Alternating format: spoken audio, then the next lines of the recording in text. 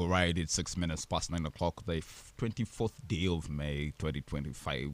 Welcome aboard the big city on Western Uganda's biggest radio station, 91.2 Cruise FM. Great music, great friends. Good morning. My name is Wesige Banyaji. I'm right here on plot 12, Motile, Mbara Hill, Boma Hill, Mbara City, just right off what is opposite Ntare School. Is where you can find the radio. Now, in Ntungamo tonight, there will be, in fact, the marathon I think has already started. The marathon is on. If you haven't gotten yourself a kit, I think it's not too late to run to Ntungamo. They have given us business here, so I think I can hype them for a second. Go there and support the rural women that are growing coffee. But before we get into a topic of discussion, let me give you a rewind of the week. We know certainly, in fact, Musat Kwatanese here will be feeling us in. Members of the National Resistance Movement elected their district party committees with a couple of famous politicians winning and others losing. Now in Rukunjiri, Jim Muhwezi trounced Henry Tumukunde, who he blamed to have joined the NRM just about a few weeks ago, that he would expect to win the chairmanship of that party. Henry Tumukunde, we know him very well, having been a combatant in the Ruelo Triangle. And also an in-law to the first family. He lost in Ntungamo. Crispus Chiyonga, a veteran politician in Kasese, who was the only UPM member of parliament, was beaten in Kasese.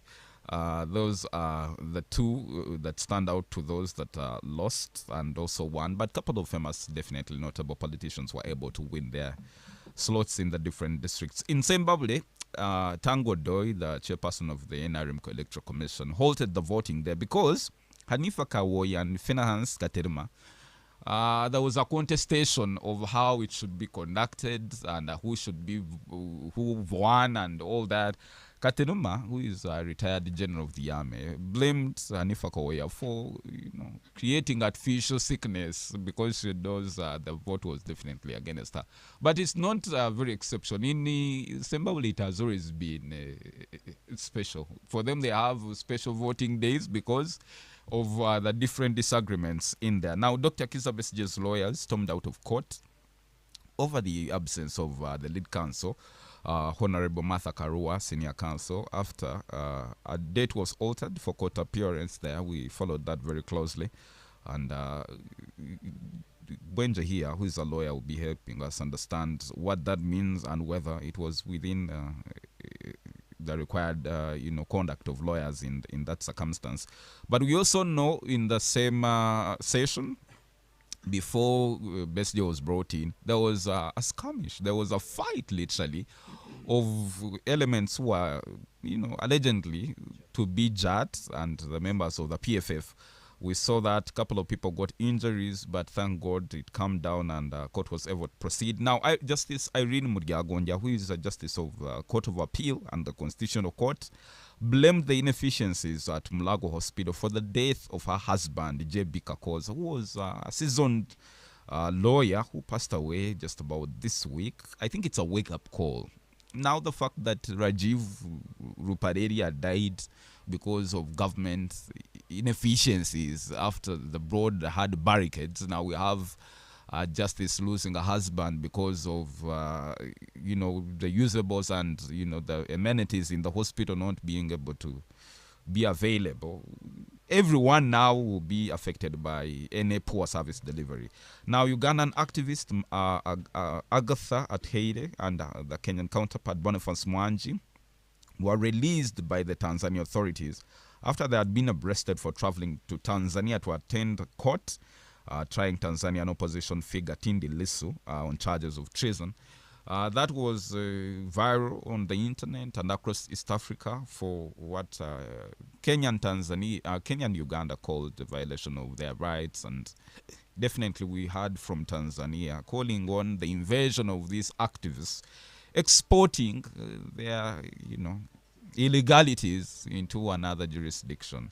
And President Sulu Hassan, definitely, may I applaud her. She did it right. Stick to where you are and don't export your negative energy to another country. Now, General Salem Saleh apologized to the European ambassadors for the offensive tweets made by the Chief of Defense Forces, Muhoozi Kainerugaba. The UPDF released a presser informing the public about an emerging rebel movement in the country funded by the Japan ambassador to Uganda. But I saw that press release. It had over 10 issues. Even a lawyer would find it very hard to raise the relevant facts, because now it had a rebel movement, it had votes, it had NUP, it had Buganda, it had a couple of things. And then government once again ordered migrant cattle keepers known as Abaralo to peacefully vacate northern Uganda. And then Parliament definitely passed the Political Parties and Organizations Amendment Bill 2025 that will restrict funding to political organizations, only those in the IPOD and the National Consultative Forum.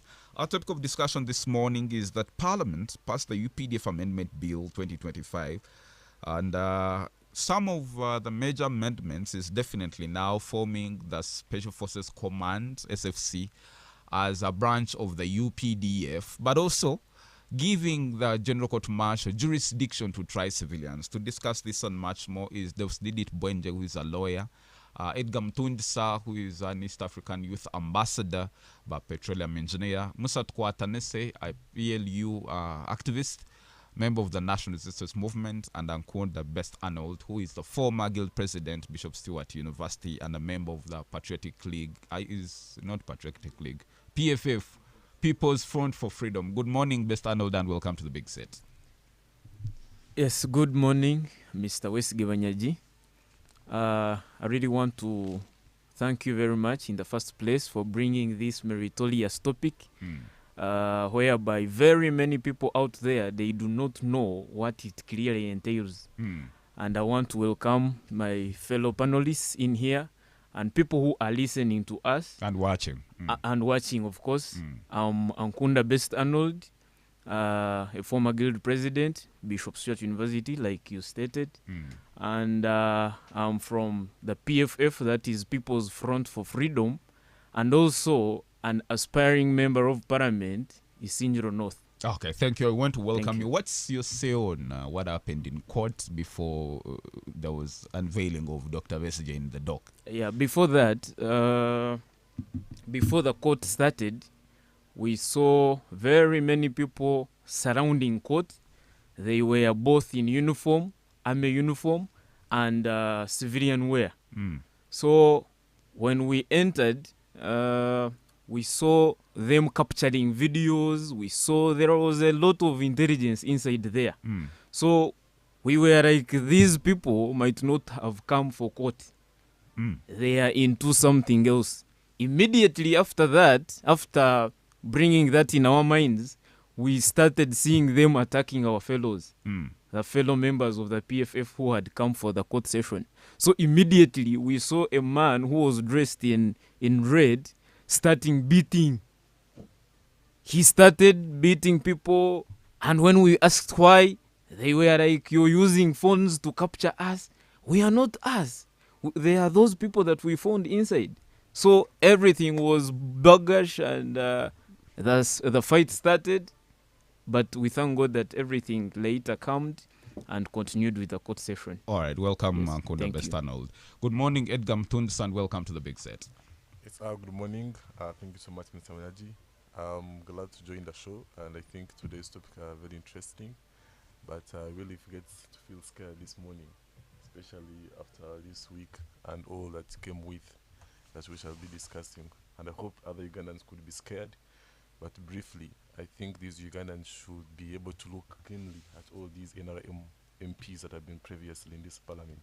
I will ask you about Agatha Traire and Boniface Mwanzi having to, transport them by road. In fact, it is deportation by road. Deportation is normally synonymous with the air, but now these were deported by road to the borders after spending time in the jails of Tanzania. As an East African and advocate of the East African community, what do you think? Yes, I really think that may disagree with you. I don't think Suhuru had to do that, and I think that was very unfair because activism. We can't just do activism for individual countries. Then there would be no reason. We have to be able to interest ourselves in the politics of other countries because they are not that much separate. The politics there would definitely affect us. And so, if you are an agent of change, like how Tyler is, would like to see great justice in these civic spaces, then it was indeed her duty to ensure that all that activity doesn't just stop within the borders of Uganda, that justice is everywhere in Tanzania and Kenya. I think it's just like how we saw Martha Karua here coming for their comrade SJ. I think the same should really apply. Mr. Mtunjisa, if we are going to see individuals from other countries poke their noses in the domestic affairs of other countries, it's going to cause confusion. Because now, if I am President Suluhu and I have my biggest opponent is Tundu Lissu, and you're coming to express comradeship and solidarity with my opponent, I can't take that easily. No, I think I think you have to take it, because the country, you being Suluhu, yes, is just not yours. So this is the African community. And the idea, therefore, is that these citizens are citizens of almost of Kenya. Ugandan citizens can be citizens in Kenya later. They'll be doing business there. So if you have wrong policies, still they can be affected. So your wrong policies in Tanzania, for instance, can affect, the chain. But also your wrong practices could form, how is it called in law? Yes, the president. Yes, and so maybe even other presidents in the region could want to follow suit because they think their fellows doing these things in those countries. So therefore, also for Sulu, it's very good for these presidents to understand that their effects are cannot just be commented on by just their own citizens. Even the other people could equally act on them or really find them very disturbing. There's an opposition figure in Rwanda called Ingabire, who Victoria Ngabire has been in and out of court. The other day we saw Kizito Mihigo being in and out of court. We didn't see anyone running to Rwanda to start solidarity with Kizito Mihigo or Victoria Ngabire. Is it that just taking President Suluhu for granted? Why don't you go and do that to Kagame? You see, that may be very tricky. Maybe that question may be good for Agatha herself.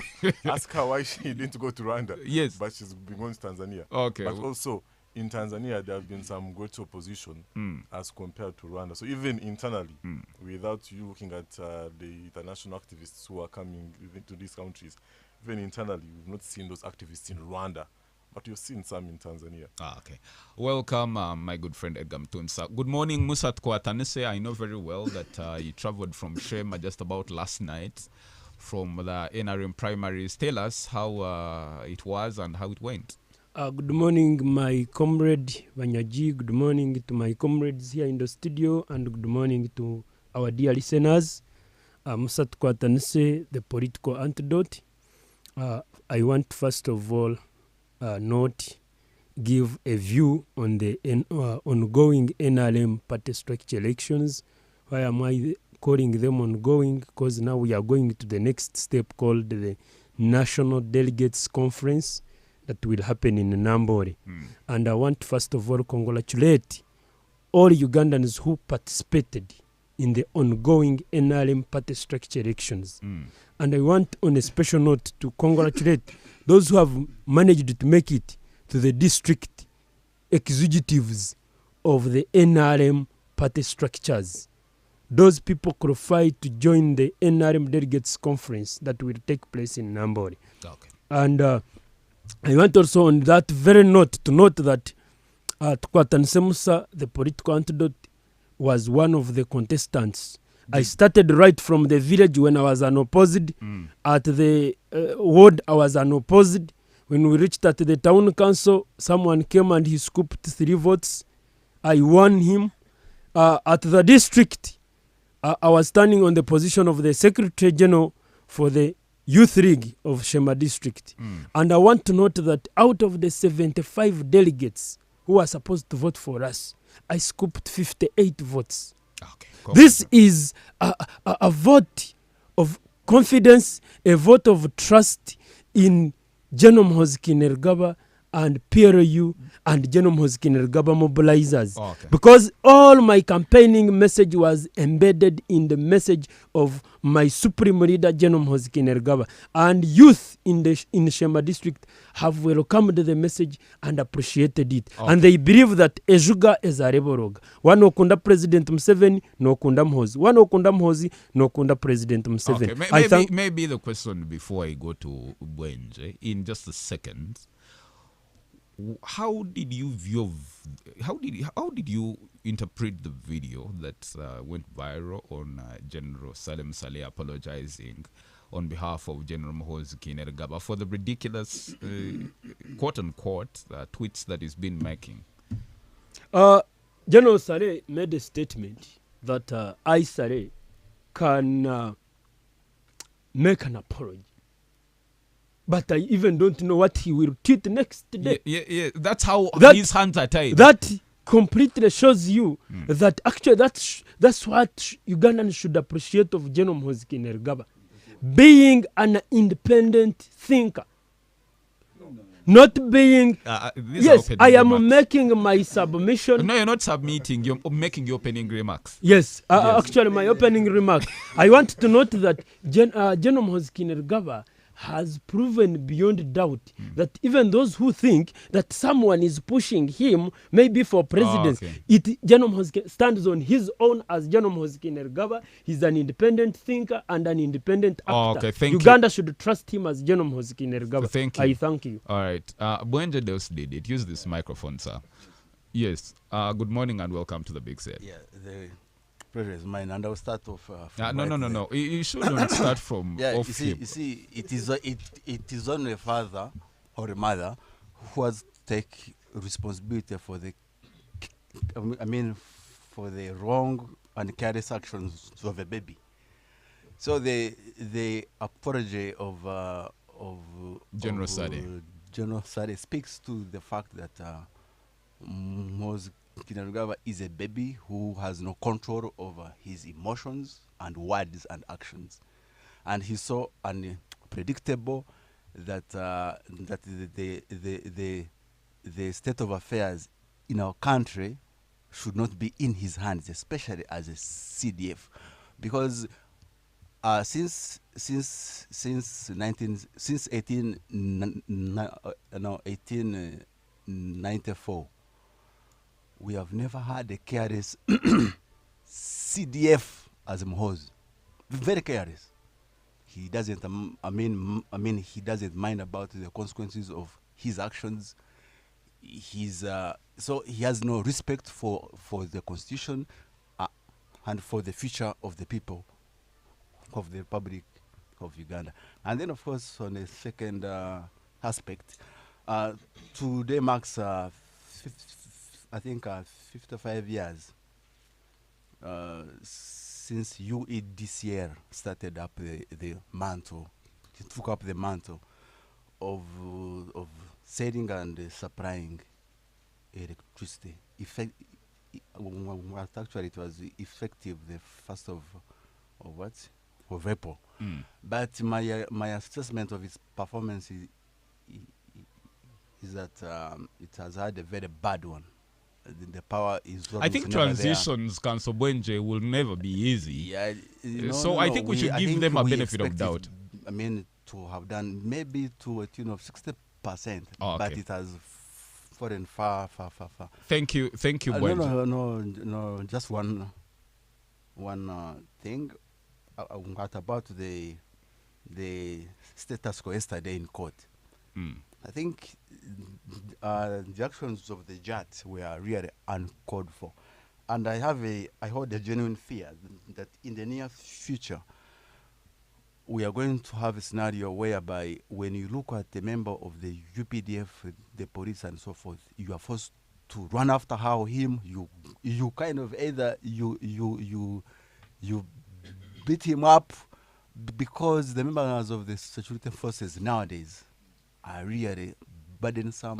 They don't serve any purpose to the people of the Republic of Uganda. We're stopping for a break. When we come back, Shall be right into our topic of discussion. 25 minutes past 9 o'clock. Don't forget that you can be a part of the conversation when you follow us on our social media handles 912 Cruise FM on X, 91.2 Cruise FM on Facebook. We are Cruise TV for TikTok and YouTube, and we're streaming live. Good morning. It's tough, it's bold, it's real politics. The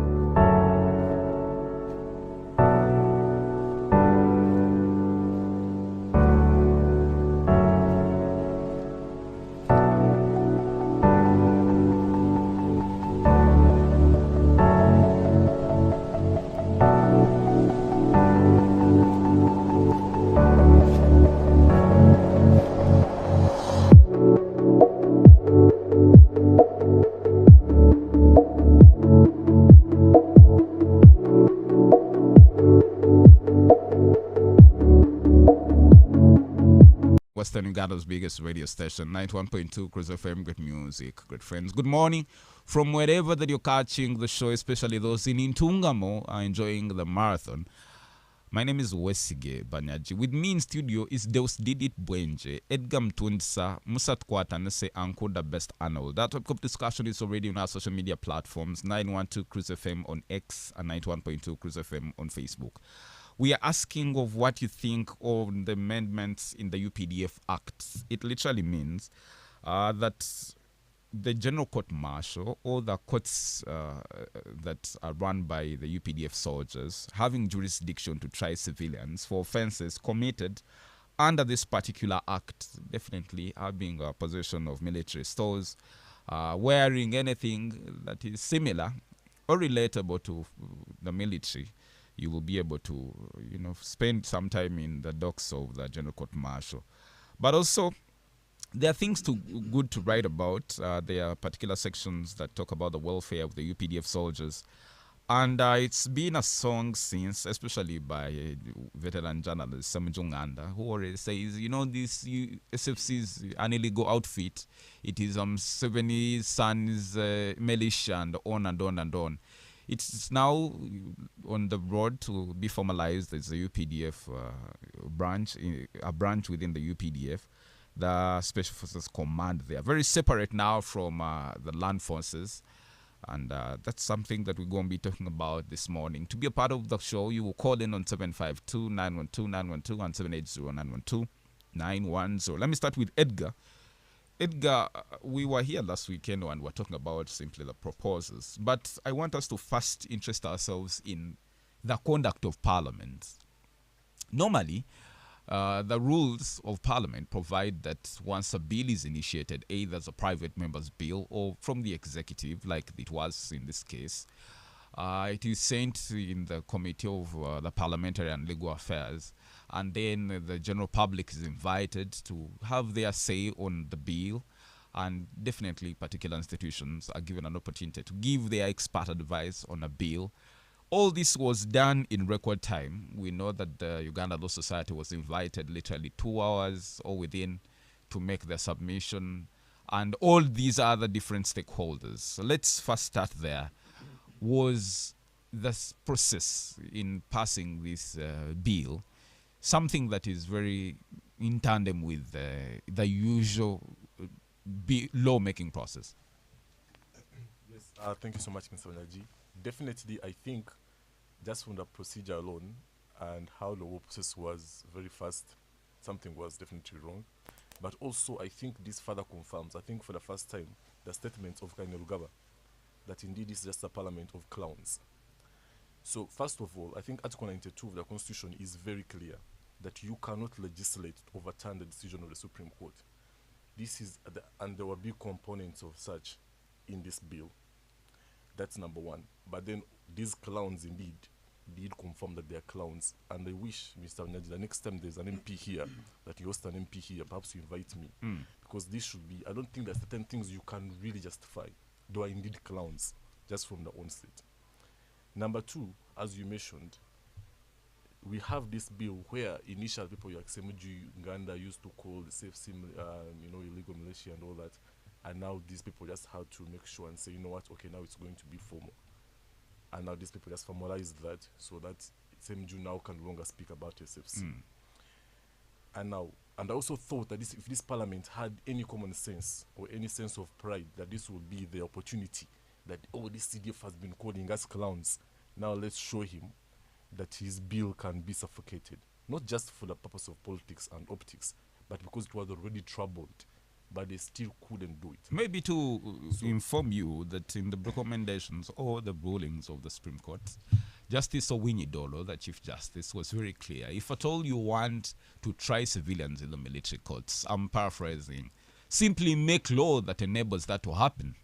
Literally, that's what he said. Members of Parliament, you have tools within the Constitution to pass law. Go and make law to enable or make this happen. And that's exactly what members of Parliament were trying to, cure the lacuna in the law. No. Mr. Wanyaji, I can even read for you. In particular, advisory, I think the orders that were given, and particularly, I think on that 200 page, if you look at 199 page, for the people who are listening, it says, provide in the PDF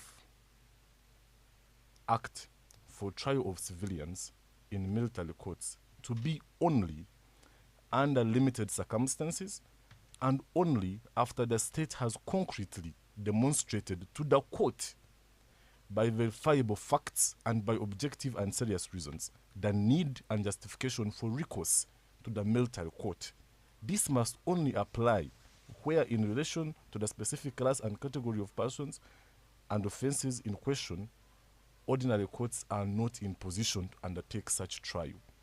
So in short, for the viewers, all those things for it to be tried in the military court would have come only after those UPDF people have justified before a court that this matter cannot be handled by a civilian court and therefore they should take it to the court martial. Only then. So the court martial would come as just a second option after the UPDF has really proven to our usual courts that this matter is of so much urgency, it's so much intricated that this is not the best court for it. Let's take it to the court martial. Okay. But not the way these guys have now made it, that anything that these guys can think of, you can need to just go to the court martial. Okay. Even the language was vague. Okay, let me bring in Ankonda, Best Arnold. The law now talks about exceptional circumstances. In fact, we should not condemn the politicians, the members of parliament. The law says, in exceptional circumstances, that an accused person can be tried in the general court martial. We are thinking of situations where this is a sophisticated criminal. This is a cartel of individuals, a racket of men that have trained in cyber crime and use of ammunition, and they are busy camouflaging and passing off as members of the UPDF. It may not be very possible to adduce evidence to implicate some of these individuals before the civilian courts.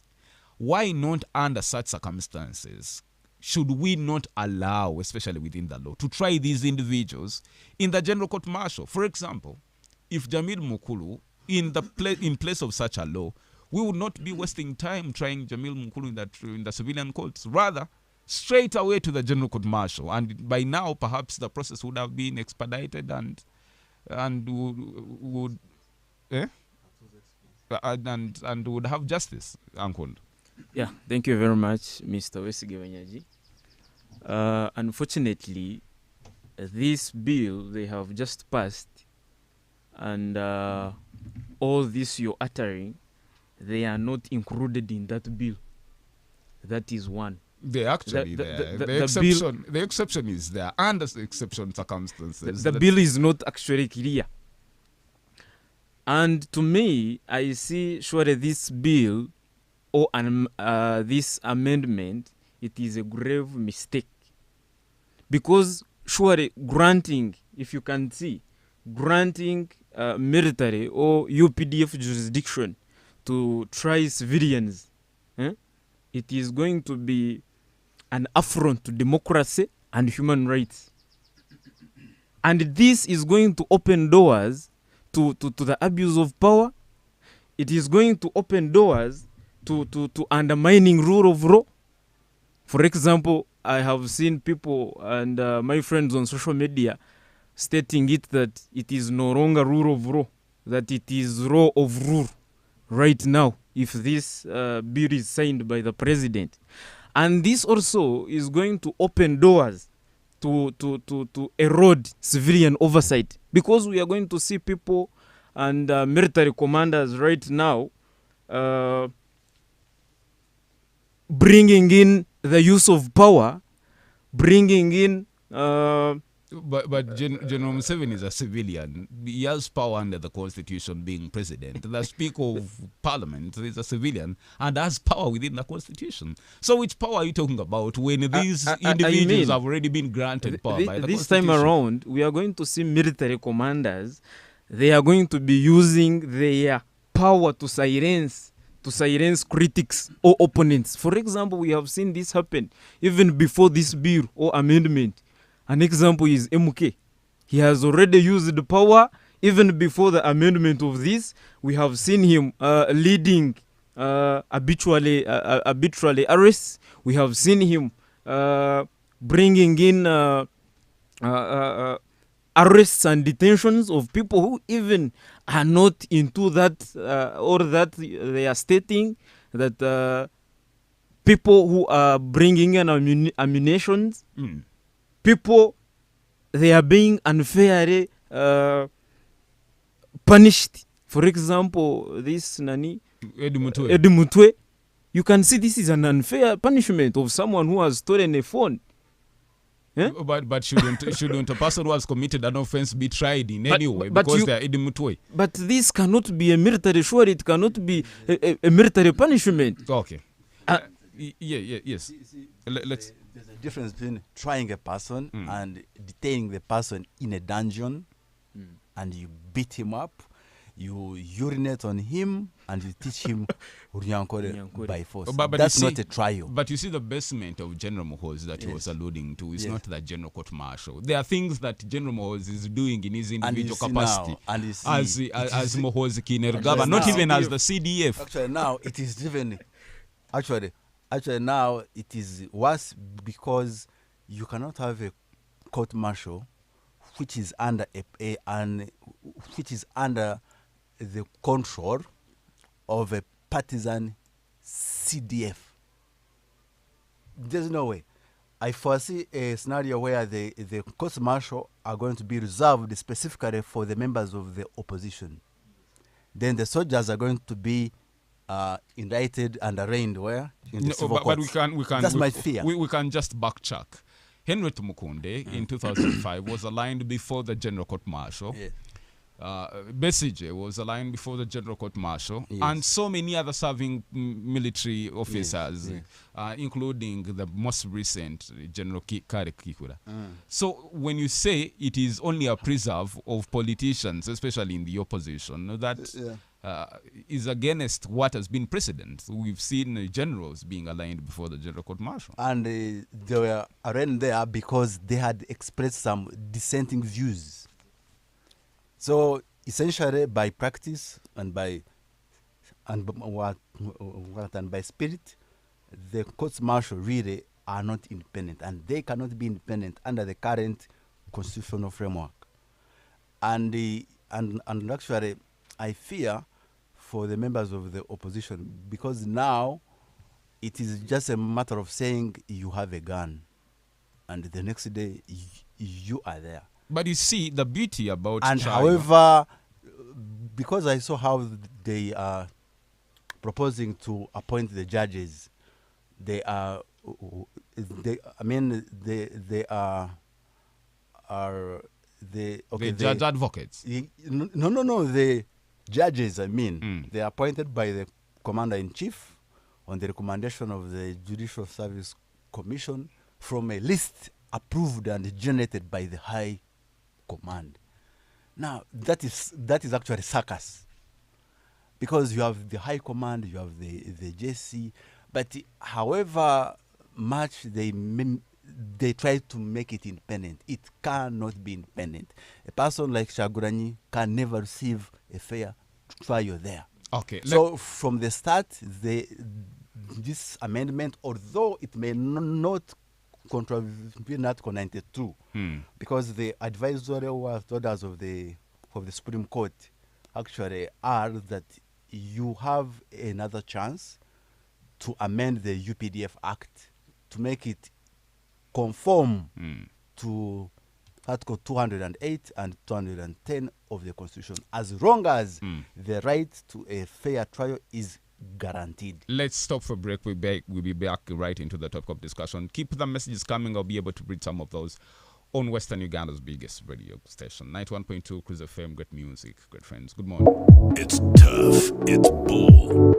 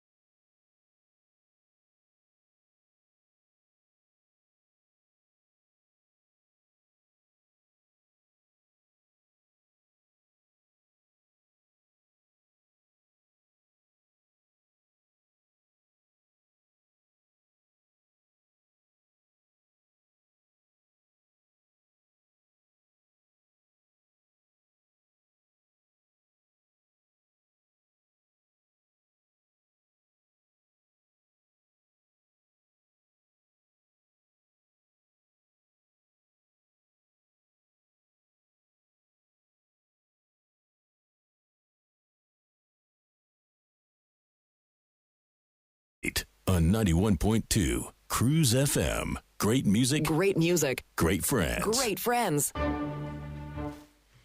It's a quarter to 10 o'clock on Western Uganda's biggest radio station, 91.2 Cruise FM. Great music, great friends. My name is Wesige Banyaji. Council Bwenje Deus did it is with me in studio. He's a lawyer. Edgar Mtundisa, East African Youth Ambassador for Uganda, and he's a petroleum engineer. I have Musat Kwatanese, who is the communications coordinator for PLU in the West. He belongs to the National Resistance Movement.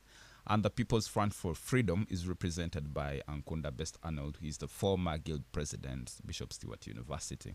Musat Kwatanese, let me get to you on the elements of the conduct of especially the movers of this bill.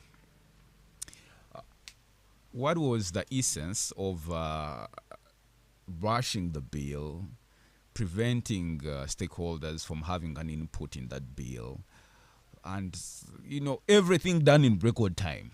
If your intentions were clear as government, why didn't you allow all stakeholders to have their input, improve the bill, without any influence from the caucus and blah blah, and some members of the committee, being hibernated in some location, and then others have no clue of where they are, and then come back to say that the resolutions have been made from the caucus and they are binding on them?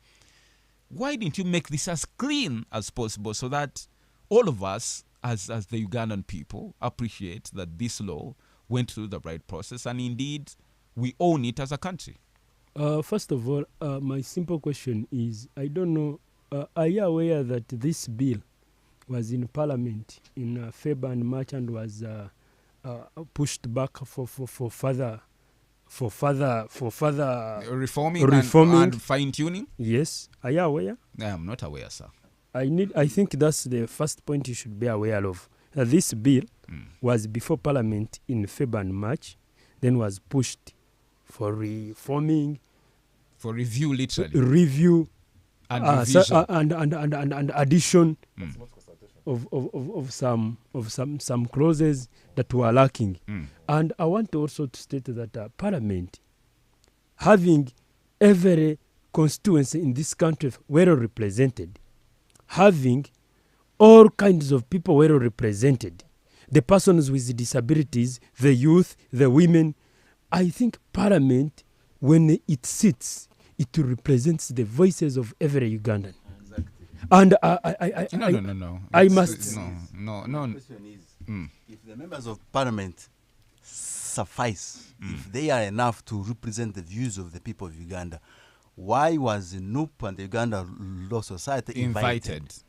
Now, NUP was invited because NUP itself has the members of Parliament. No. Yes. I think Yes. because I think you don't have. And two, I think it's only noble of you to say I don't have an answer to that. No, the answer is very clear. NUP was invited. Okay, Uganda Law Society. Okay. Then for Uganda Law Society, was established by Parliament, and so with yes. It's existed by the act of Parliament. Why wasn't so BSU invited? Because it is also a creature of the statute. Now that we were looking at the court and the court martial in relation to judiciary, the arm of government, and now looking at it as in the Uganda Law Society, we had to bring in the Uganda Law Society to as an advisory body to the act. Anyway, and we can only, all of us agree, we are Ugandans and we wish this country well. We can only agree that members of Parliament are not enough in themselves, even when they represent us. I think direct input, and especially by experts like Law Society, is very pivotal. So you cannot say... And also, one of the constitution says all power belongs to the people, not through their representatives. No, I think that Article 1, I want to guide Council Wenje that if you stand here and say Article 1 guides that power belongs to the people, and they are the very people who voted those MPs, then you say the MPs don't carry the powers of those people, then you are contradicting with yourself. Let's first allow him first of all, what I want to submit on is that yesterday the UPDF spokesperson released a place, and among the things he hinted on was that ambassadors of different countries. Is that connected to? Yes, the UPDF very connected. Very connected. Please. He said that the ambassadors from different nations are disobeying the Vienna Convention yes. of 1969.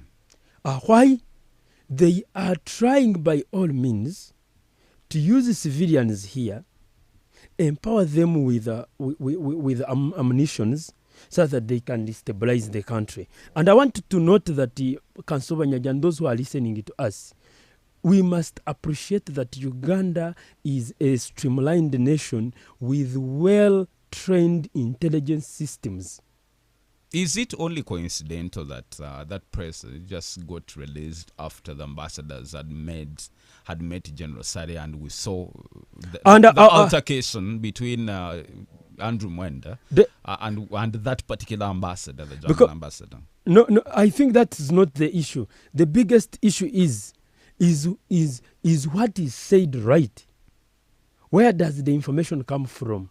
I want to tell you that those who are on media, there is even a circulating audio of one of the ambassadors in question engaging with one of the opposition leaders, also in question, but not in prison, planning on how they can empower the civilians who are being trained martial arts and security tactics, planning on how they can empower them with ammunitions to destabilize Uganda. Is that what informs the UPDF Amendment Act? Now the UPDF Amendment Act here comes in to guide that if you get that civilian with possession of military attires and military gadgets, that person should not be tried in civilian courts. He should go directly to the court martials, because himself has proven to be a soldier. Now let him go to court martials and prove where he got those things from. Or else, maybe by the fact that you're the only NRM person here. Yes. Does that now delegitimize the trial of civilians in civilian courts? No. Definitely the civilian courts will run. Will continue doing their work. Does it render them incompetent in trying some of those offenses? No. The civilian courts continue to be competent, continue to exercise their powers under the Constitution. Then why the amendment? The amendment was such a timely move to ensure that those who want to possess UPDF equipments, the gadgets, should join the force. Okay. But possession of those ammunitions when you are not a soldier, really, you should not go to the civilian courts. Okay, thank you. Let me give Mutunsa, I'll give you. Yes, best Arnold, you prepare. There's one simple problem. I'm going to use very simple English for all listeners there. Here's the problem. He just quoted intelligence reports. The problem is that intelligence is also still preserved, controlled by the military. Now, the question therefore would be, if the same UPDF says our intelligence, say the Wanyaji, you are dealing in guns, and then they take it to their own court, you don't have any way to contradict that. It's their own intelligence. You cannot verify it for them. They verified it. This is why it's even more important, therefore, there to have an independent court to try such, so that whereas this military says for us we have our intelligence, then we question that intelligence in the courts. But I'm trying to play the devil's advocate. If a person wants to regard themselves as a member of the UPDF, we've seen them in our towns and village centers and trading areas. Some individual, some man has worn the UPDF fatigue for 10 years, passing off as a UPDF officer. Some of them are on those towers where they collect village tolls and fares and rates. And they are, getting money from our people. Yes. So if someone is passing off as another person, why not allow the military law to catch up with them if at all they are disguising? Because then, here's the thing. Yes. That is very easy. We can look at whether that is impersonation, whether that is all those things. They can still be tried within civilian courts. And I will still tell you, from what the advisory order which I just read to you, it was very clear. This whole confusion of saying the Supreme Court was also not clear on what is, it was very clear. And that particular part ends that paragraph where it says that all these things should happen where in circumstances where the ordinary courts are not in position to undertake such a trial. So tell me how, whether there's this guy who is wearing the uniform, whether there's this beret, how are those not in the scope of the usual civilian courts? How are they incapable? That should be the only circumstance. After we've proven that these people are not capable, then we can go to those military courts. Okay. But for now, it's very... Yes, Anghon. Thank you very much. I had a question for this man of PRU. about he stated that Parliament has gotten representatives of people. Yes, that they are enough to represent people on amending bills and doing anything. What had you come to do by that time of Tujukwatako? Coming to those people you're representing to consult. What had you come to do?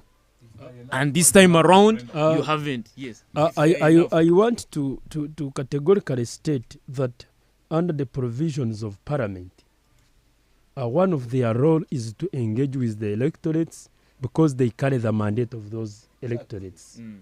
And so, if the member of Parliament, actually to me, you should not blame the UPDF Act. You should not blame the government. You should not even. It is also insecure for you to stand here and say a member of Parliament, an intelligent person whom you voted, is just shallow and a puppet to be influenced to pass something. It actually makes me ask myself, you who is saying so and you voted for that person, are you really right? Okay, we're stopping for a break. The problem cuts across. It's the cutting issue. Okay, we're stopping for a break. We link up in the second hour of the show. Don't touch your radio. Good morning. It's tough.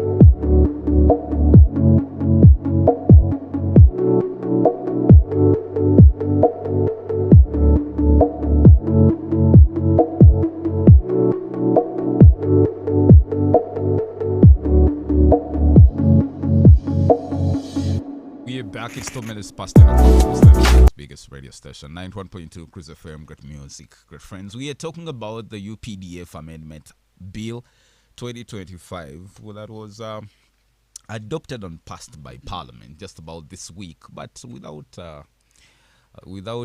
failing to have some controversy. We know that members of the opposition, led by the leader of opposition, stormed out of Parliament in what they called a sham process to definitely deliver a sham result and against the interest of the people of Uganda. But we know certainly that some of these are really political questions.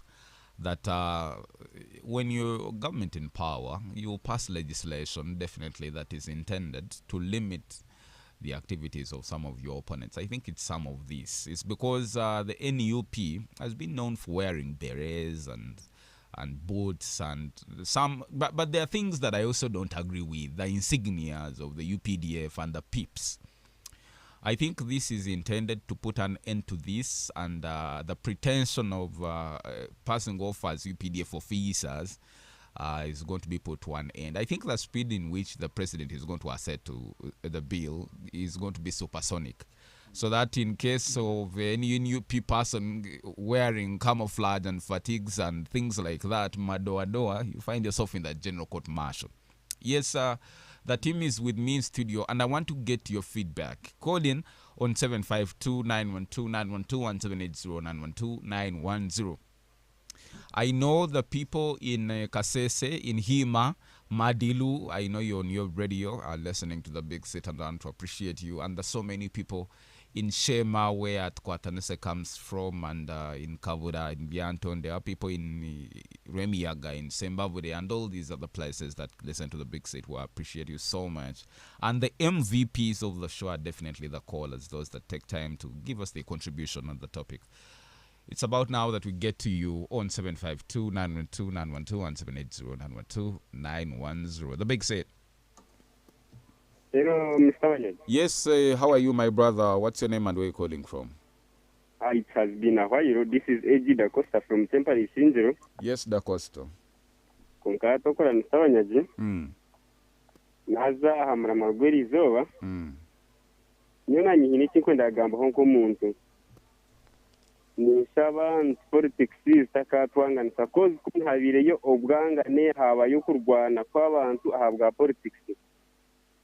Kandi nangwa mipire muta social media amakuru agaturinga trending, especially umurimba rakushanga amizi ibarya mizi ibarya amashanyarazi nintekateka ntororwe na n'uruhuzyo ahabwe nsonga buri memba we naraba yesimbe nako nayija kugira ntwenda kubahereza mizi ntwenda kubahereza amashanyarazi ahabwa kimbenda kutubona aboneka kufite mu ngeri nkejo. Yes, they should be giving us a peace. Good morning. All right, thank you so much for that contribution. Let's get to another call on 752-912-912-1780912-910. The big set. Missed that call. The big set. Good morning. Yes, Cruise FM. What's your name and where are you calling from? This is Wilbert from Kandizi Syndrome. Yes, Wilbert. Now my contribution on this controversial thing, I'm going to talk about this amendment bill of the UPDF. Now you see what's about this thing. It's so serious that for you, a person, you're trying to disguise, regard yourself as a UPDF person, asking the villages, start describing people, you find you're not even doing a lot of UPDF. So it's something that is so serious and needs to be dealt with by the court martial. So it is being said that it is beyond the civilization good thing. It means that if you are taking yourself not as a civilian, let them not treat you as a civilian. Let you go, be forwarded to the court martial, treat you the way it's supposed to be. If you're taking yourself as a UPDF person, let you prove that. Good morning, USD. All right, you appreciate it. The big set. No, start call on 752-912-912-1780912-910. The big set. Hello, caller. Good morning, Mr. Wanyad. Yes, good morning. What's your name and where are you calling from? I'm called Rashid. I'm calling from Kayab, Equator. You're in Kayabwe? Yes. Oh, it's good to hear from you, my brother. I thank you for this program. But if it was not this program, some of us, I don't know where we would be. Okay. So, at the top of the discussion, I want to tell you that the African presidents now are very wise. They will put everything in the law, unlike the previous presidents who would announce the martial laws like you come in. So this law, it was voted in bad faith. I think you saw what happened in Parliament, and the civilians are going to suffer. All politicians are going to be aligned in court martial. Whenever they don't agree with you, they will take you to court martial. I thank you. All right, thank you so much, the gentleman from Kaya, you've done us real good. Let me pick more of your calls on 752-912-912 and 780-912-910. Good morning. Good morning, yes, Banyaj, and all panelists in the studio are submitted before. Yes, what's your name? As usual, Kayongo Zubai in Bara to my Arsenal blood. Yes, Kayongo. I want to tell you people, those people have noted that they have noted that they have created those courts to safeguard Ugandans. They are created those military courts to pass someone's ambitions. Because you people have to take a picture that a person who of P7 senior 4 sit in the petition of of civilians. It is not really fair. And you have to remember that those people, they have their slogan that the order just in moja. That means that those people, they have no, in those courts, there is no any chance of to appeal.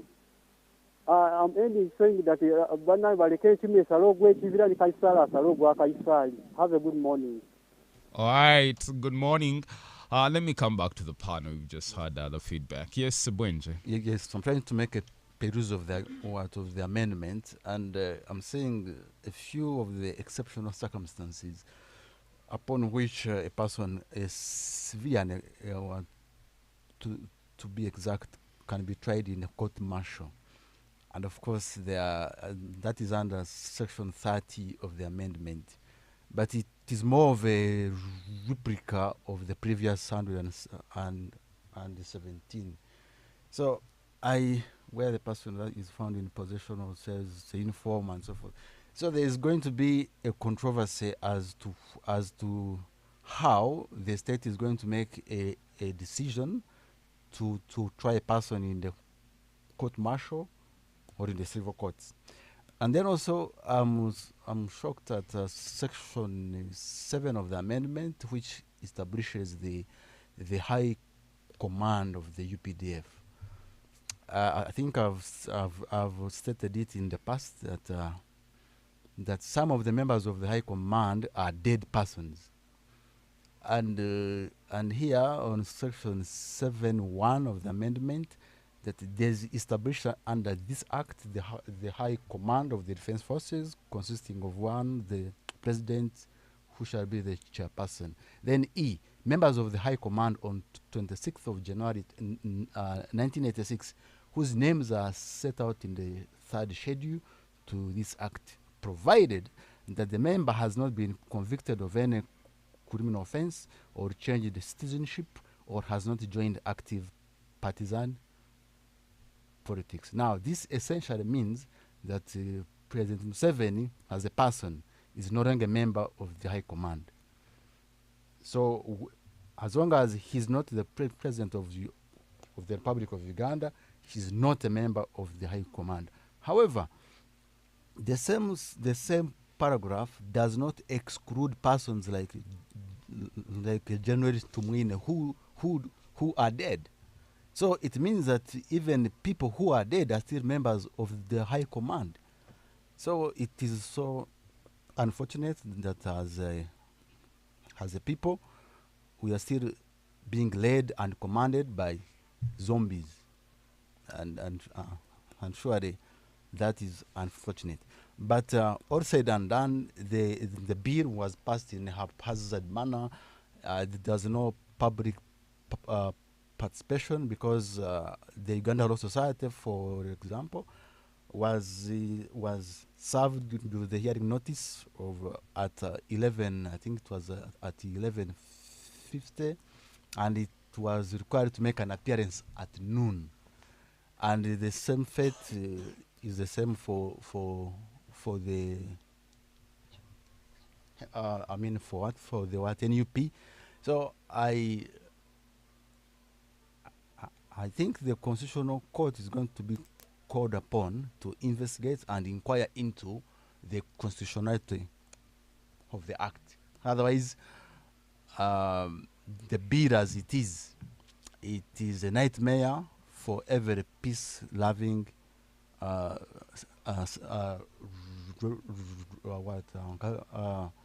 for whatever person who stays in Uganda and has an interest in the politics of the Republic of Uganda. Okay, let me get to X and I get to read some of your feedback right here. And we put a question on what you think about the UPDF Act Amendment Bill, 2025, on whether it improves the UPDF Act.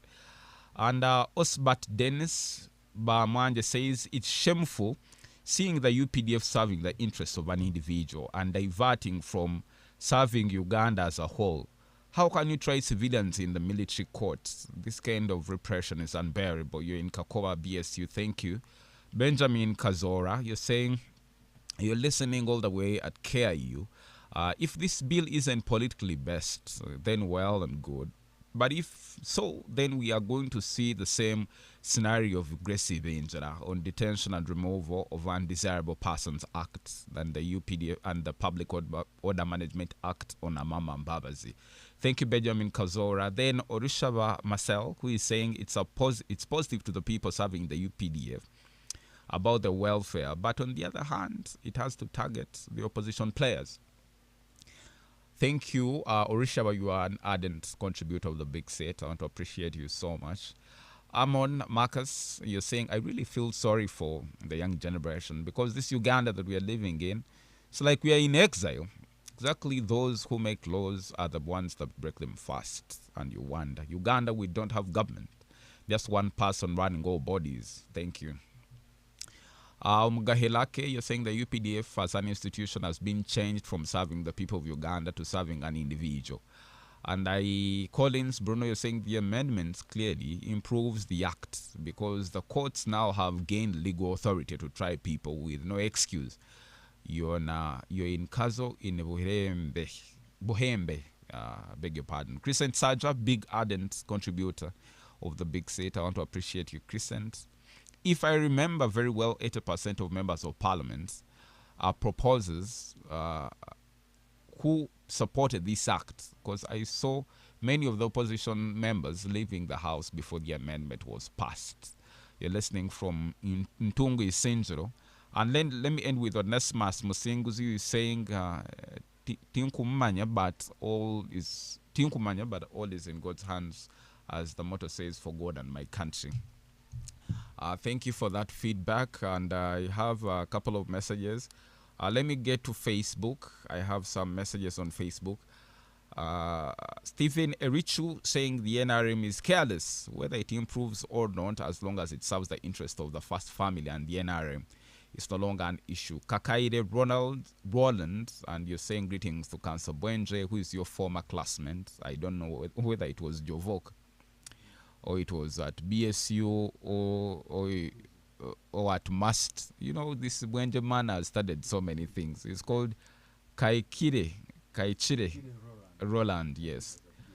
Yes, first the walking out of opposition members was not good because they were sent to Parliament to represent and pass bills, so meaning people's voices weren't heard since they never represented in the passing of the bill. Furthermore, the UPDF bill will help in the way of prosecution of civilians who hold guns and kill or rob people. You think that's for the show. Thank you, Karachire. Richard Rains, you're saying, but why not allow a soldier to try someone who has never heard sound of a gun?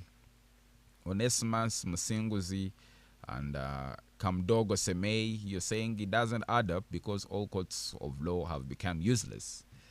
Instead, it's ruled by law. Thank you so much for the feedback. Keep the conversation going on our social media handles. And now that Musa Twatanese, the bill has passed, the president will be asserting to it in a few. If we're going to see injustices that are going to be carried on behalf of the NRM in the General Court Martial, don't you think Ugandans will have now doubts in the way government is running institutions? First of all, the court martial is its establishment is guided by the Ugandan constitution and all other laws. And actually, even in the amended act, it is very clear that while exercising the powers within given by the court martial, the powers will always be exercised in accordance with Ugandan constitution and other laws. So that means that the court martial will not go against the law.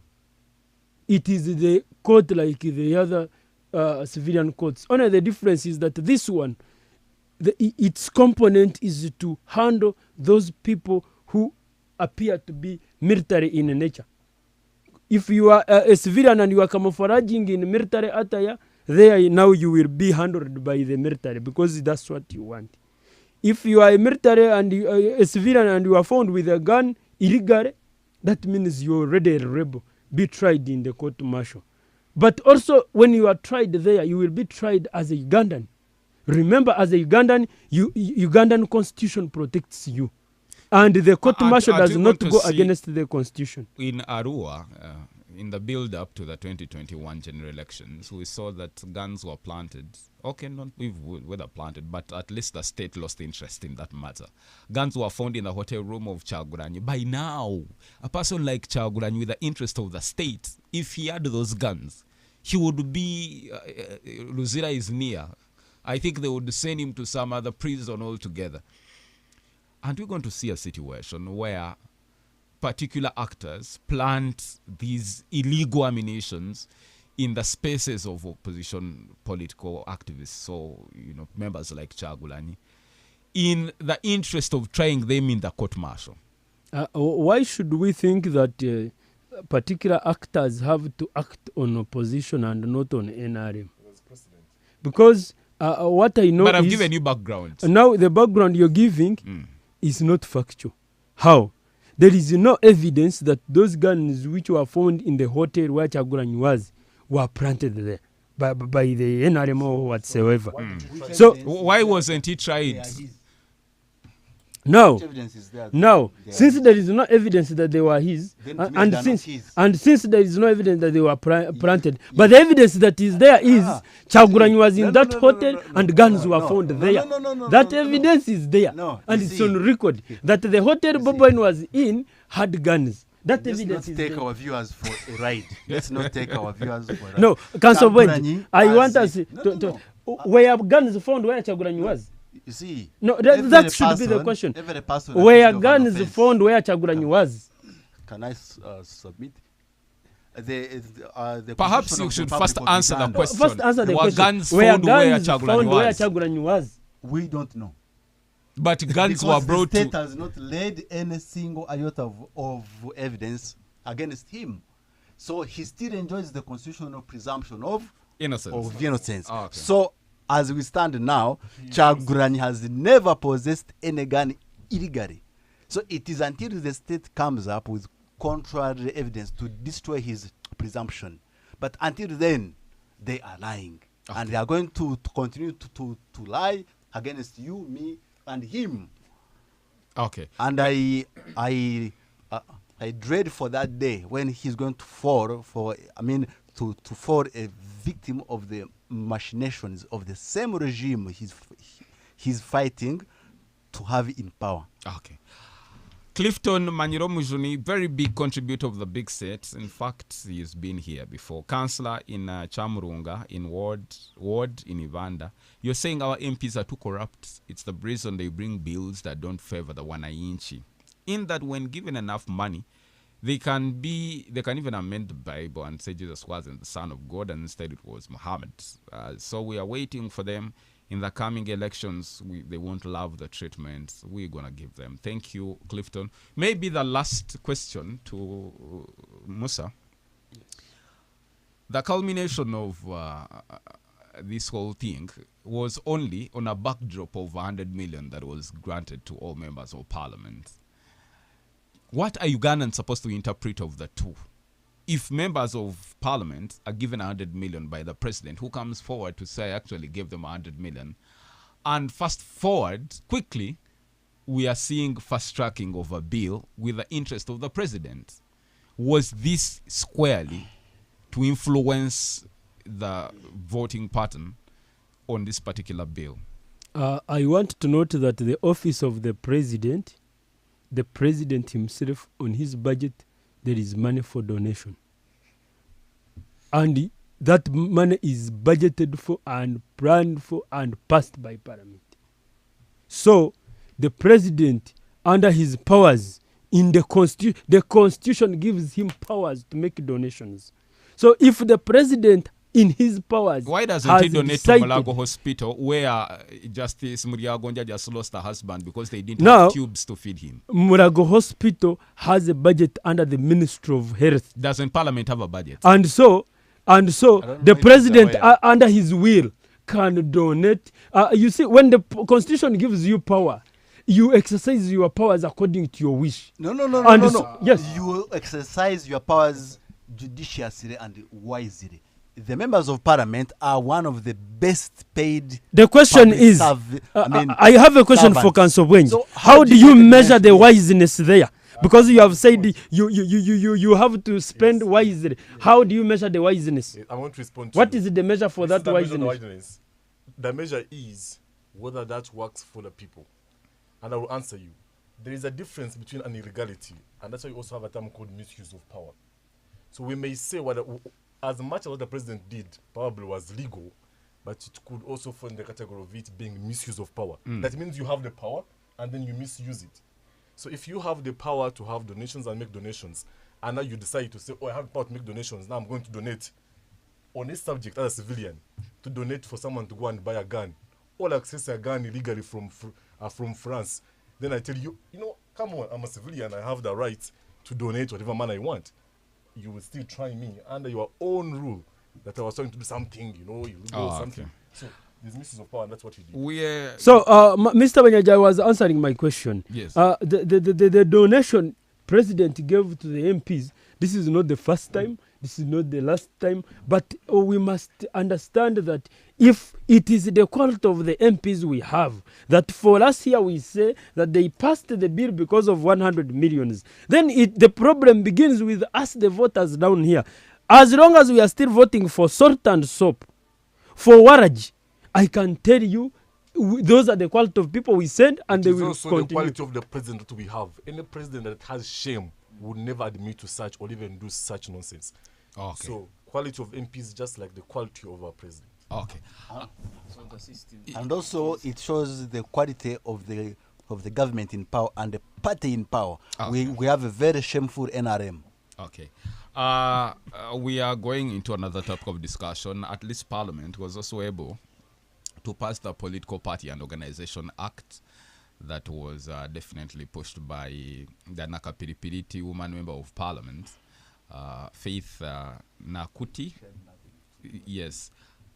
What we understand of this bill, that we know that the NUP left iPod. The FDC was the first to leave iPod. Now the group that left is now PFF. What does this mean, that governments will only fund political parties that are within iPod after? The NUP saying we are no longer part of iPod. The PFF saying we are no longer part of iPod. Is it now very necessary that government only funds parties that are willing to dialogue? Let me start with Bess Arnold. Yeah, thank you very much, Mr. Wesige Banyaji. About that, the iPod and NCF Nani. The National Consultative Forum. Yes. I want us to tell viewers and listeners that political parties aren't personal properties, but they are public institutions. Therefore, compelling them to subscribe to iPod and NCF to access funding, it clearly undermines democratic principles, and it truly stifles dissenting voices. And this amendment, you see it, this law, it cripples opposition by restricting them from getting funds to. No, but why shouldn't members of the political parties within the opposition just get affiliated to iPod and the NCF and then get the funding of government? Why should government fund all the 24 political parties, some of which are briefcase political organizations? Mr. Wesige Banyaji, I think the question also should be, why should the government fund the NRM? Why? An NRM is a registered political party. Definitely in it line has members. with, why with don't members solicit for support for the NRM? Why but at least he started off by saying political parties are institutions. Yes. In fact, they are properties of government of Uganda for failing to pick on the exact, because now political they are party, public institutions. They are public institutions. Yes, and must they be paid by government? Yes. Because BSU or KIU is a public institution. Yes. The Church of Uganda is a public institution. So must the coffers of the Church of Uganda be sponsored by me or him. Now, Or the or question, government of Council Uganda. Bwenje, I have for you is, So why should the government what of Uganda does- sponsor political no, parties? what Why? the, what Don't they does have members? what does the law say about that? No, Because see- no, the thing Yeah, is, yes. what Well, does maybe the law now- say? law says, you see, You're debating the law. Hey, you debate see, the law. The Don't- law Debate the law. is made for a specific purpose. So what purpose is there for us to sponsor political parties? The intention is clear: to prevent soliciting of resources from outside Uganda that could influence the politics of our country. Yes. And you see, the NRM is actually the biggest beneficiary of foreign funding. The member of parliament for Mbaraste North is the chairperson of the NRM Entrepreneurs League. He's always outside the borders of Uganda. He's looking for what? Is lobbying for the people funding. of Mbarara Yes, City North. for funding. So whether it is the DP or the NUP or the FDC or the NRM, if it cannot convince her members to accumulate funds, Now, then now it's not be the I responsibility want of to the guide taxpayer. Council It Bwenje should not be the that responsibility of the he's taxpayer comparing to sponsor a party. it is. I want to guide the Council Bwenje The that he's taxpayer should comparing two incomparable circumstances because the existence of the member of National Executive Committee SEC of the NRM as the chairperson of the Entrepreneurs League. His key role is not to go and rob for money here. His key role, since the NRM party is one in power, what we need is to see our economy growing as a country. Because NRM, when it is planning now, it plans for the whole country. And one of the ways is to attract the investors here. That's why the NRM League has such departments to ensure that if there is a department of entrepreneurs, now those entrepreneurs can go out and attract investors here, can go out and look for the market of our goods here, so that the country's economy can grow. So, but you see, Council Bwenje mixes issues which are completely. What is the purpose of the Minister of Trade and Investment? And we should distinguish between the manifesto of the NRM and the National Development Plan I of think- Uganda. Now, Those now, two are not the I same. want I to. think let us be Those honest. two Let are not me the guide same. on him The on this. representation Does not act for of Uganda. Mr. Kari as the representative of entrepreneurs on SEC Yes. is It has purely nothing it to has do nothing with to do Uganda. with Uganda. No.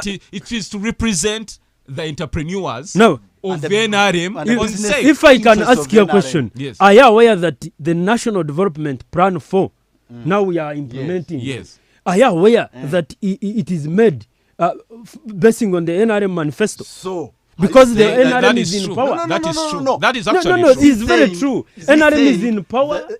Is The he saying National Development that Plan if the must NRM incorporate the sees- NRM manifesto. One person should speak at a time. Is he saying that if the NRM ceases to be in control of government, then we will not have an NDP4? No, another government will come We in. are- another but government yes. will have their own No, agenda to implement. no. The NDP is for Uganda, irrespective of the party in power. It is a national development. But definitely it derives from the NRM manifesto. The NRM is doing it, and it is implementing it on behalf of the state of Uganda. Okay, let me allow Yes. Bestanku. No. Just on that, you see, there was a program called USAID. Yes. Also, which was scrapped off just because the president don't necessarily agree with it. The same thing can happen, Mr. Wenji. For instance, we have UPE. You may say it's a national program, but if a president came that doesn't believe in it, that thing can be scrapped off. Can be scrapped off. This NDP can say this national development plan was Yes. illogical, was stupid. It can't take us anywhere. It can be scrapped But off. we've seen it in the US, Yes. where President Trump has literally Changed the entire yes. course, yeah. So the president in power and the party in power Has definitely control over controls everything. the national development plan. Exactly. Let me allow Ankunda conclude. Yes, so I was giving my submission that this iPod issue, it is clear that it wants political parties to fall into a dialogue. What is wrong with that? For What a is- meaningful, no, yes, wait. for a What meaningful is wrong with dialogue, talking as yes, for political a parties? meaningful dialogue, it requires inclusivity, not coercion. You understand? It doesn't need to first pass through the amendment. It doesn't mean that you need to bring me and say that without going under this amendment, okay, it's like a dialogue doesn't mean okay, amendments. Doesn't mean amendments. What you're saying is, Yes. But even is then, that if political parties want to talk, they don't need law. but They no, don't need actually, that. Eh. to dialogue on what?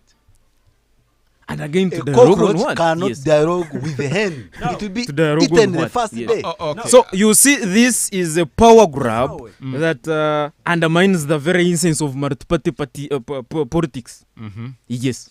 Okay. Yes. Let me hear. Yeah, my submission is that there's nothing for the opposition to dialogue with a dictatorial NRM. You cannot dialogue or you cannot have a conversation on human rights. Basically, you cannot have a dialogue on how to stop the CDF from torturing people in his dungeons. No. One feature of human rights is that you cannot have a conversation about them. They are not subject to numbers. Okay? So, and also, the role of the opposition is not to romance the NRM.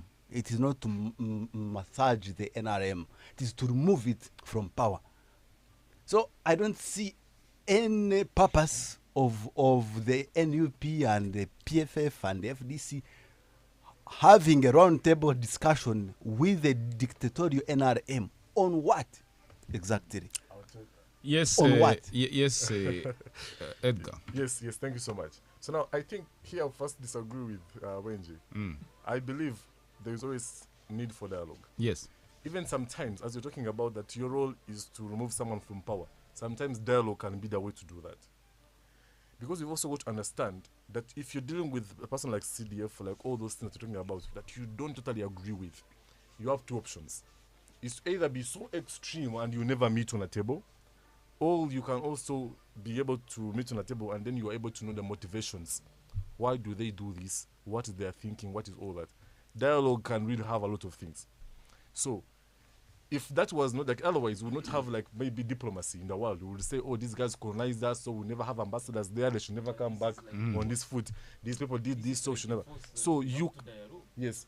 But however, now this is where the problem is, that this dialogue then, these people they have to choose on whether they get there and all that. And then you cannot say you can't get funding because you didn't dialogue with this person. Now that's where the problem happens. They should choose when to dialogue and now. And I believe they've been dialoguing.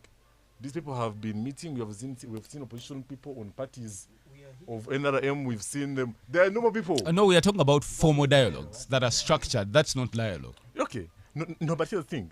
Now, even then, because you see, Mr. Wanyaji, now when you talk about formal dialogue, you cannot distinguish the formal But dialogue. I think we've all been I'm going to tell you why. we've all been around here. Yes. The problem that political parties in the opposition have been having is that, for example, they would go for an iPod meeting that is scheduled at 9.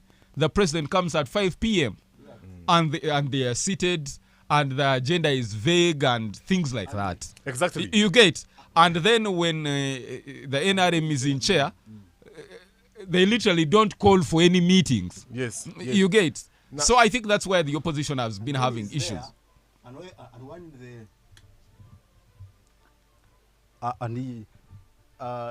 there has to be a distinction between Museveni in the iPod being there as the president of the Republic of Uganda And the chairperson and of the party. chairperson of the NRM. Yeah. And you see, when you have a Bahima Tusi dynasty hanging above your head. That is not No, true. hanging above your head. Benji, that you dynasty cannot does not dialogue. exist. You cannot. It does. It does Go not. to the entire membership of the SFC.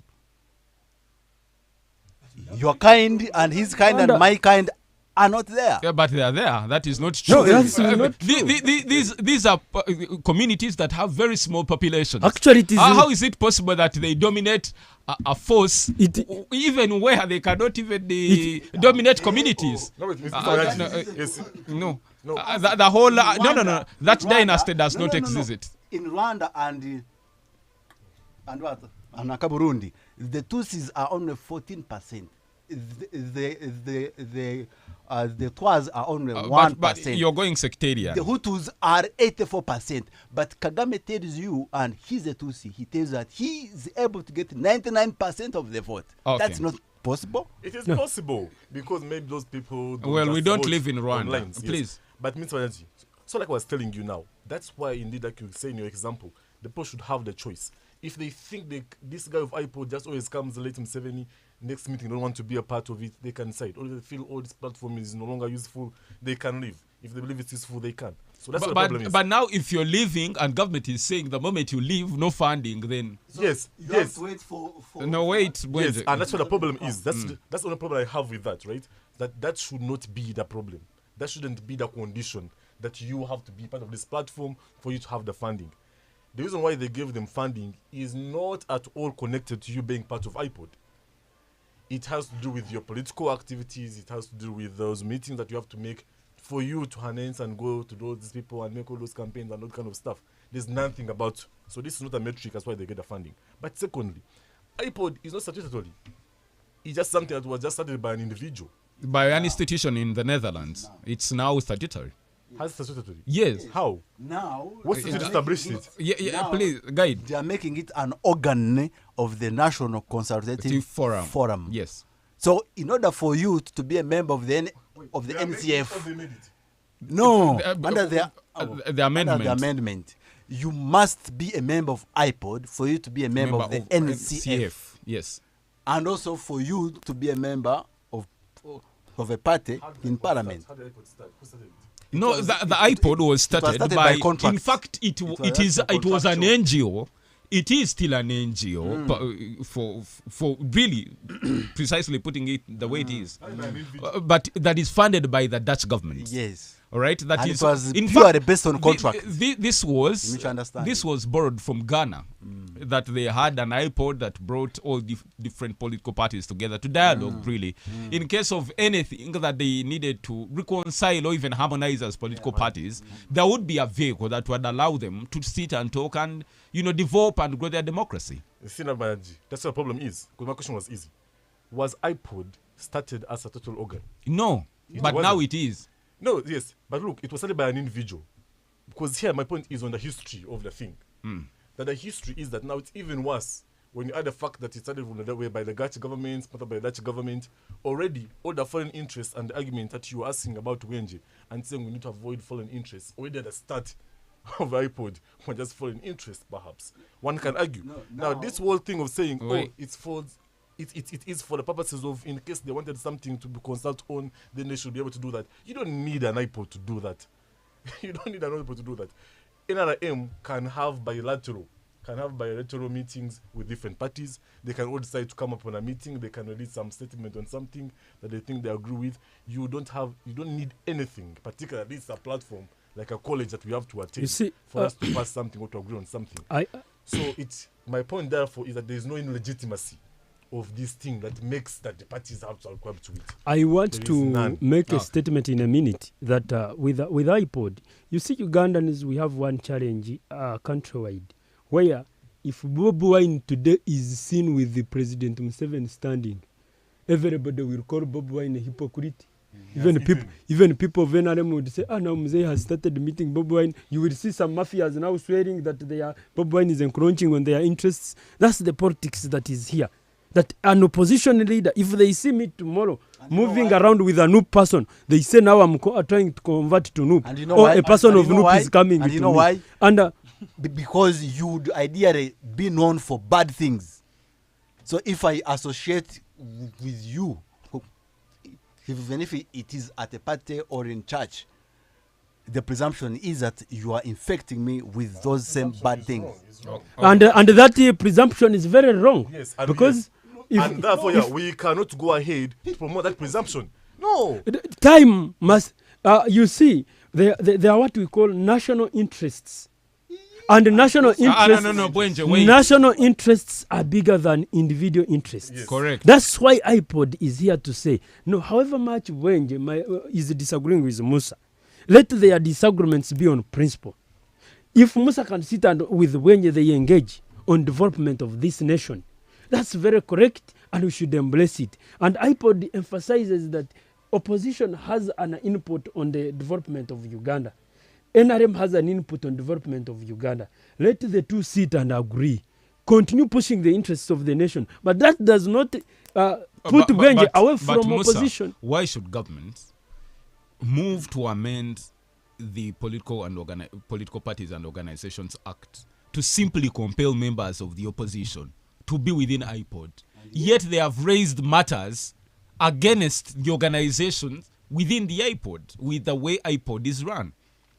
Some of those elements that have been raised by the opposition have not been addressed by especially iPod and the NRM. But you badly want to compel these individuals to put a condition that if at all you want the 1.5 billion per year that you get as NUP, first you must subscribe to the iPod and yet stick also, in there. And yet, Now, are and you aware that the leadership of iPod is cross-cutting?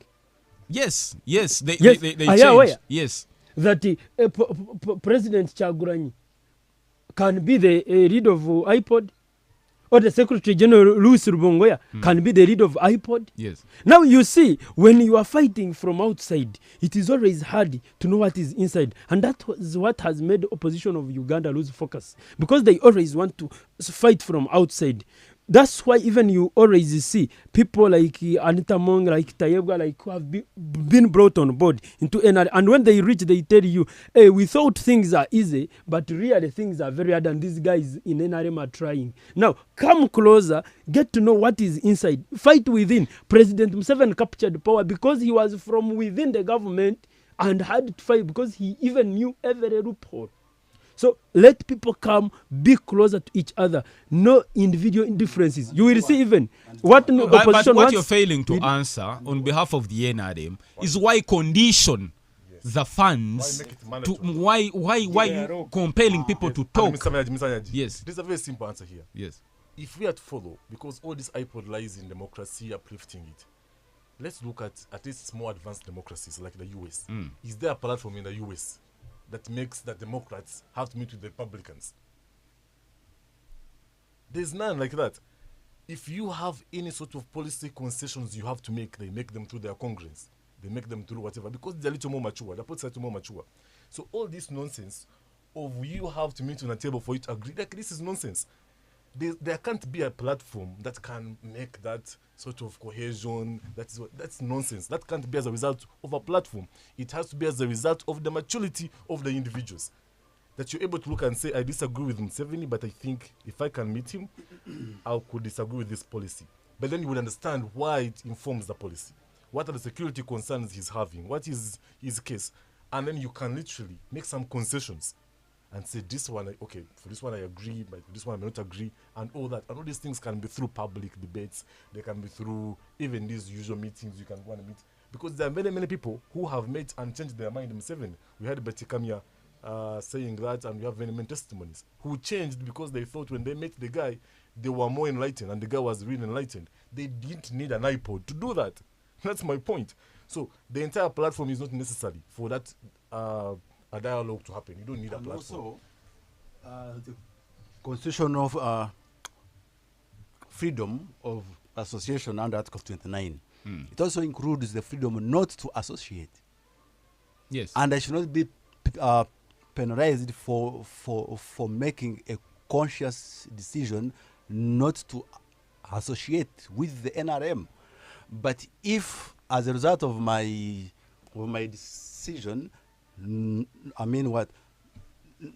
not to be a member of the NRM, to be a member of the iPod, I'm now made not to access the funding of government, then that ceases to Just be guidance in a minute. a decision in the public Guidance, interest of the people of Uganda. Guidance in a minute. Are you aware that the very constitution, that Article 29 you are talking about, is limited under Limitations. Article Yes, 43 and what are they? and says that as you are enjoying all those rights, you are not supposed to infringe on other So- people's rights or public interest. Okay. And now public interest is here is if we are supposed to associate and cause national development, and for you want to sideline with the national development, and therefore that Article 29 goes away from you. No. You see, under Article 29, you cannot force me to associate if I don't want.